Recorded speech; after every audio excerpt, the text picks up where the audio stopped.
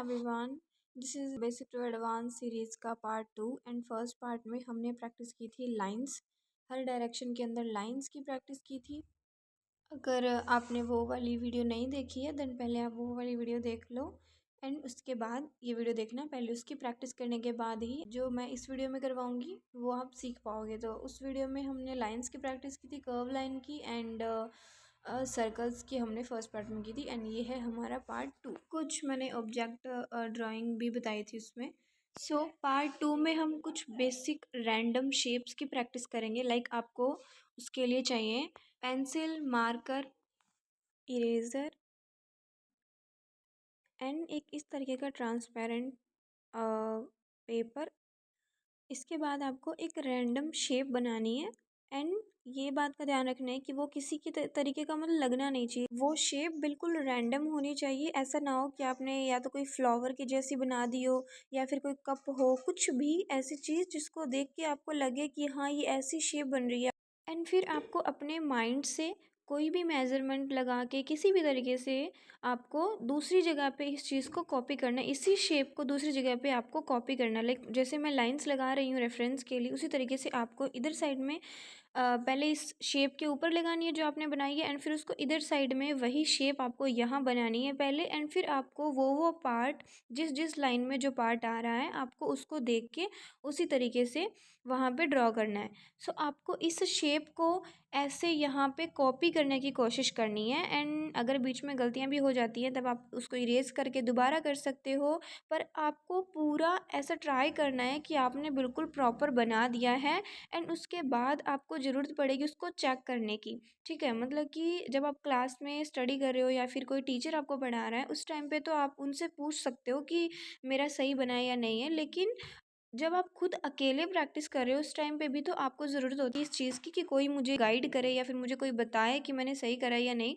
तो उसी के लिए मैंने क्या आपको जो ट्रांसपेरेंट पेपर स्टार्टिंग में बताया था उसका हम यूज़ एज अ टीचर ही करेंगे। लाइक समझ लो कि वही आपका टीचर है। जब आप प्रैक्टिस खुद के बेस पे कर रहे हो तो उसी से हमें प्रॉपर पता लग जाएगा कि हमने कहाँ पे गलती की है। उस ट्रांसपेरेंट पेपर की हेल्प से हम ये पता लगा पाएंगे।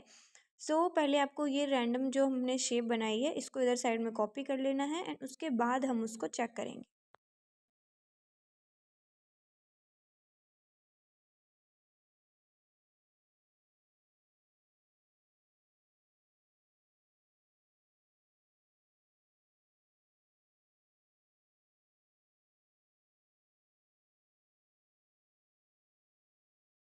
तो ऑलमोस्ट मैंने ड्रॉ कर दी है एंड मेरे को अभी तो उस पेपर के बिना ही कुछ ऐसी चीज़ें मेरे को लग रही है कि मैंने गलत कर दी है। तो पहले ही आपको उस पेपर का यूज़ नहीं करना है। पहले आपको पूरा ट्राई करना है कि आपने बिल्कुल सही बना दिया है। आप थोड़ा सा रेस्ट लेके बीच में अपनी आइज़ को रेस्ट दे के उसके बाद आप थोड़ा सा चेक कर सकते हो, क्योंकि जब हम एक चीज़ को बार बार देखते हैं तो हमें गलतियाँ नज़र आनी बंद हो जाती हैं।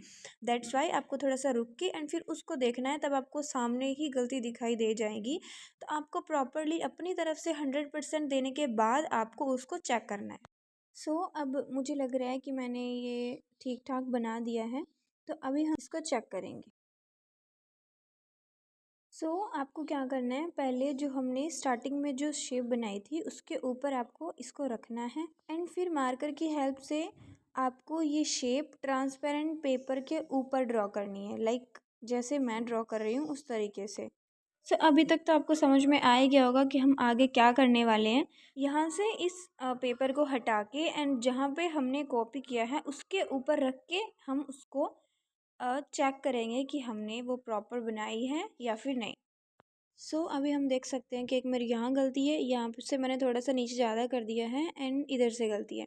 तो अब आपको क्या करना है, इनको एनालाइज करना है थोड़ी देर देख के कि कहाँ पे मेरी गलती हो रही है एंड उसके बाद पेपर को हटा के एंड फिर उसको वापस से उसको सही करने की कोशिश करनी है। एंड ऐसा नहीं है कि आप बार बार उसको देख रहे हो एंड फिर उसको सही कर रहे हो। आपको एक बार उसको एनालाइज करना है अच्छे से कि कहाँ पे मेरी गलती हुई है एंड फिर उसको हटा के आप खुद से उसको सही करने की कोशिश करोगे।